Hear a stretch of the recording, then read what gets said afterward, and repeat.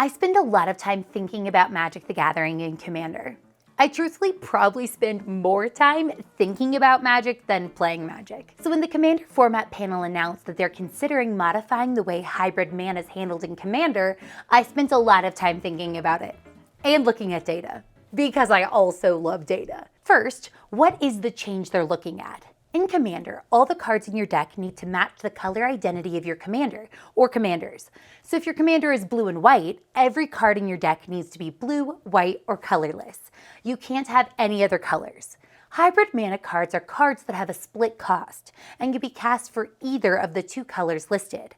These cards are designed to fit the feel and color archetypes of each of their colors. Right now, a card like Mary Jane Watson that has a casting cost of 1 and either a white or green could only go in a deck with a commander that has both those colors. It couldn't be played in a mono green or mono white deck. The change they're considering is allowing cards with hybrid mana to be in decks that include just one of the colors. One of the biggest arguments I've seen in favor of this change is that it would give monocolored decks access to more tools. They actually mention that specifically in the article. Allowing hybrid would give decks with fewer colors better tools and options to play. It allows for more playable options. This made me think. It immediately felt a bit like one of those word problems in math class, where you look at amounts of different things. Yes, adding more legal cards would give every color more options, but I suspected that the more colors a deck had, the greater the number of cards they would get, and proportionally, monocolored decks would fare worse. And this particular point is something that we can look at fairly easily. Do monocolored decks or decks with fewer colors gain any meaningful advantage from this proposed rule change? This is one of the core arguments I've seen in favor of the rule change, and so I'm curious. I want to focus on this particular argument today because unlike many other arguments for or against this color identity relaxation, which rely on feeling, aesthetic, or vibe, this argument has a measurable impact. We can apply data science to predict if this rule change would be advantageous for monocolored decks, or if three-color decks would just run away with the goods. I was also curious how many total cards would be impacted by this change, and also how many hybrid cards are regularly played in Commander now. How much of a change would this be? Is there a way we can use data to determine what decks would be the most impacted by this shift, and try to answer some of these questions? Yes. To look at these questions, I wrote some Python code, figured out the Scryfall public API, and dug into some detailed data from EDHREC. EDHREC is such a font of information, and I'm so thankful for their help on this video. Check out the link in my bio if you're interested in digging through some numbers for yourself and to help support the channel. Now, there are 426 total cards with hybrid mana costs that can be played in Commander that I'm going to look at for this study. This does include the recently released Avatar set, which added a bunch of hybrid mana cards. I tried to cover all the corner cases. Likely the hardest part of this entire investigation was finding all of the cards that I wanted to include. There are likely several cards with weird one-off mana combinations I missed, and there are a few weird exceptions we are not taking into account. For instance, I did not account for two-brid cards. These were mentioned in the article. When it comes to two-brid mana costs, like that of Beseech the Queen, our inclination would be to let those work the same way, so any deck could play it if they wanted to, though that could have more discussion. For perspective, there are 5 monocolored two-brid cards and just a handful of multicolored two-brid cards in Tarkir Dragonstorm. As such, they don't dramatically change any statistics, but I think there is an interesting rules discussion to have about them. So let me know if you want a follow-up video on my thoughts on two-brid mana, and I'll tackle it. So, the one question I really want to focus on is whether monocolored decks would benefit from the change in hybrid mana restrictions. There are 2 different angles I want to look at. First, how many new cards does each possible color combination get access to? And second, can we measure the advantage each color combination gains from this change in rules? I wrote a little Scryfall query and downloaded all of the data available for the 426 hybrid mana cards. Then I organized them by existing color identity and added them to account for each color combination. From this, we get a map of how many hybrid cards are accessible by each deck color family in Commander. Monocolored decks currently have 0. 2-color decks average around 40, 3-color decks average 120, 4-color decks have around 240, and 5-color decks can play all of them, so 426. The blue bar shows the number of hybrid cards available in each color pairing right now. Next, we relax the rules of the proposed change and perform the count again. The green bars showed this count. They show how many cards each color combination would have access to if the way hybrid mana is handled changes. The difference between the two bars is the change we'd see. It essentially shows the tools that each color pair would gain. After the change, we see that monocolor decks get access to around 170. 2 and 3 color decks get access to, on average, 260 cards, and 4 color decks, like their monocolored neighbors, also gain around 170 new cards, giving them access to all of the hybrid cards, same as 5 color decks. The number of colors in the color family roughly predicts how many cards will be gained, so 2 color decks all roughly gain the same number of cards.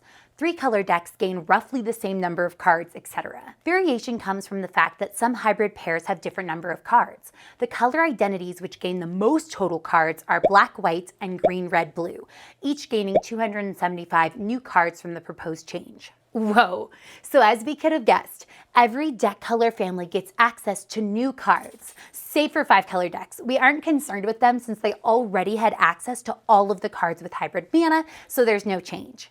But the 2 and 3 color decks each gain access to hundreds of new cards, where the monocolor decks gain access to around 170.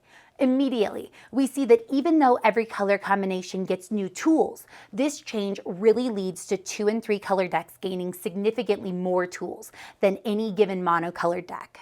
These data suggest that the rules change truly advantages 2 and 3 color decks the most. Sure, monocolored decks get new cards, but to suggest this rule change would positively benefit monocolored decks in a meaningful way seems wrong. This rule change benefits 2 and 3 color decks so much more. Any possible gains for monocolored decks are completely washed out by the gains to 2 and 3 color decks, which are already far and away the most popular decks to build in Commander. Now, we see that the raw card advantage goes to 2 and 3 color decks, but that might not be totally satisfying. Hybrid mana cards, like the entire population of Magic cards, is a mixed bag. Some hybrid mana cards are incredibly strong Commander staples, while others are truly terrible and hardly ever get played, and would not be played even with the rule change. Pause. Why has Kitchen Finks become like the face of this debate? It's included in just 0.33% of Commander decks right now. Like, nobody's playing this card. It's not that popular. Who's making such a fuss about this card in particular?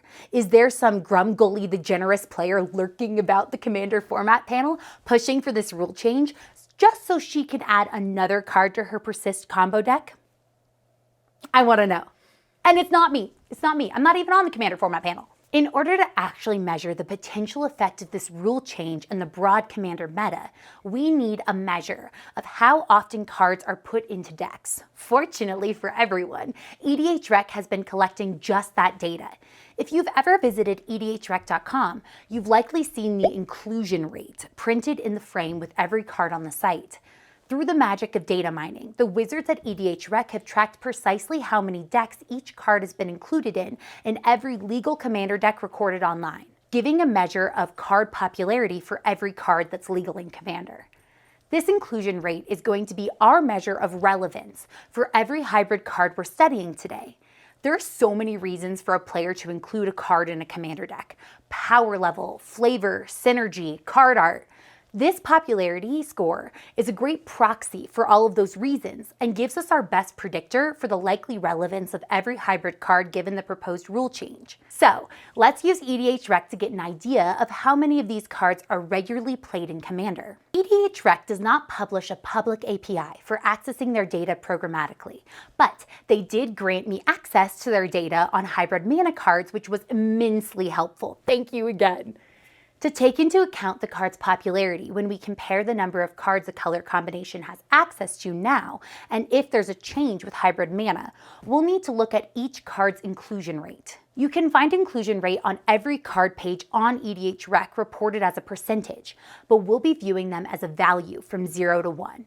If a card has an inclusion rate of 0, that means it is not in any Commander deck evaluated by EDHREC. If the inclusion rate is 1, then the card shows up in every deck that card is legal in. For instance, Soul Ring, the premier staple of Commander, is included in 83.8% of decks it's legal to be played in, which is all of them. That means its inclusion rate is 0.838. On the other hand, Kitchen Finks is included in 0.33% of decks it's legal in, meaning its inclusion rate, which we would use for this study, is 0.0033. Thank you again for all the high quality data, EDHREC. Now we can apply these inclusion rates to weight each card based on popularity. As we showed before, monocolored decks do not gain any advantage in terms of raw number of new cards. But since some cards are better or more playable than others, maybe they gain an advantage in terms of actually playable new tools. We essentially want to multiply each card by their inclusion rate. And since we're only considering each card once, at the end of the day, we functionally add together the inclusion rates of cards available for each deck color family. We can do this for the current accessible cards and the cards available after the change, and then plot this data. I think this data is really interesting. Before I show you the results, do you have any guesses for which color pairing gains access to the best cards? Comment below if you got it correct. I'll give you the hint that I did not guess correctly, but was close with my favorite pairing. There's actually two color pairings that tie for the greatest number of cards gained when we account for the popularity of the card. And it's Golgari, which are black and green decks, and Jeskai decks, which are red, white, and blue. It's interesting that these two decks cover the whole color pie, and I do think that there's some further interesting investigation there. I have a hunch that this is an expected result for any relaxation of the color identity ruling. Let me know if you want me to explore that in another video. I think graph theory gets involved. Anyway, looking at the monocolored decks, we see that green decks get access to the most gain in powerful cards as weighted by inclusion rate. I think this is mostly a byproduct of green gaining access to Ley Lines of the Guild Pact, which far and away has the highest inclusion rate of any card we looked at today, of 0.15329. Red decks gain the least, both in terms of new cards and in terms of weighted inclusion rate. Notably, it's a 2-color and 3-color deck that gain access to the greatest number of new tools. All decks gain access to more cards, so it's true that monocolored decks do gain access to some new resources, but multicolored decks gain access to significantly more new resources. So rather than specifically aiding decks with fewer colors, this change would merely widen the gap in resources further. How often would we see these cards?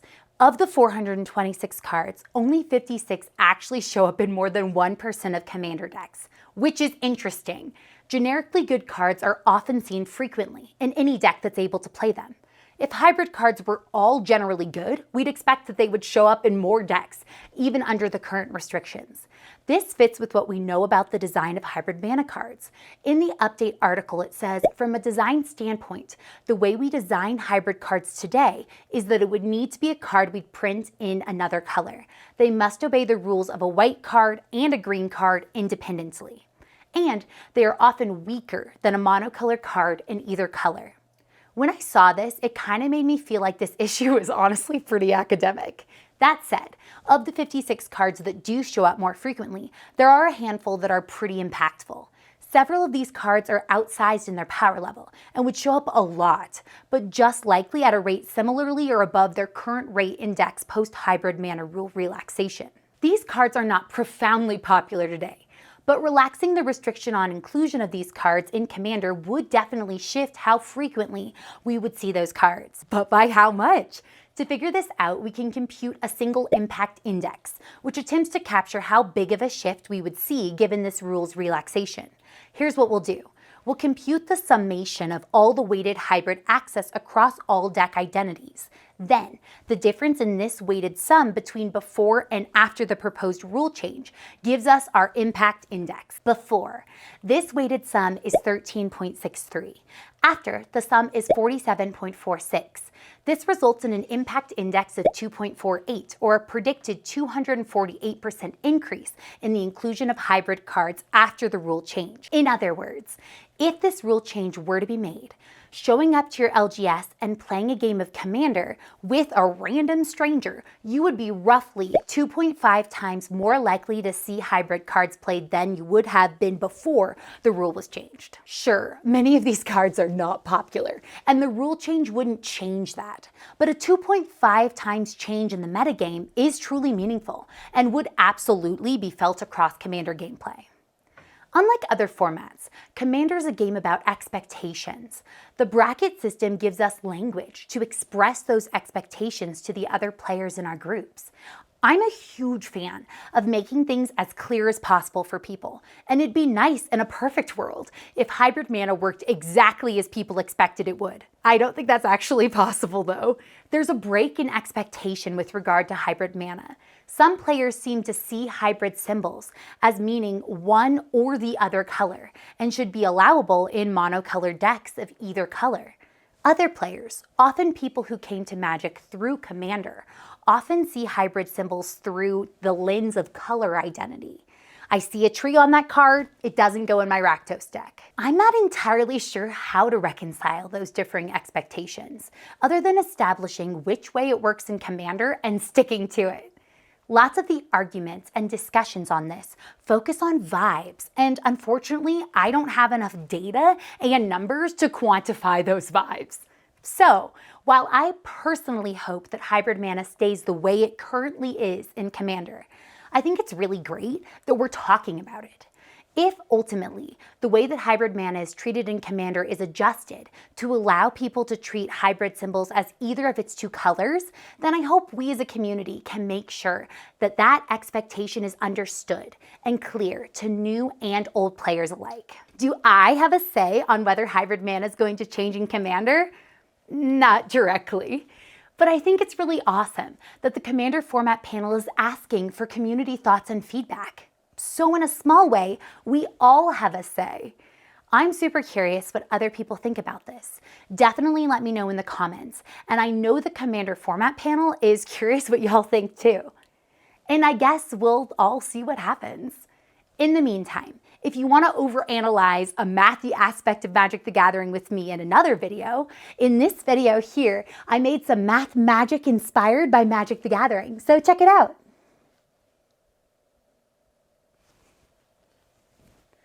Whew, that was a lot of numbers. I did it.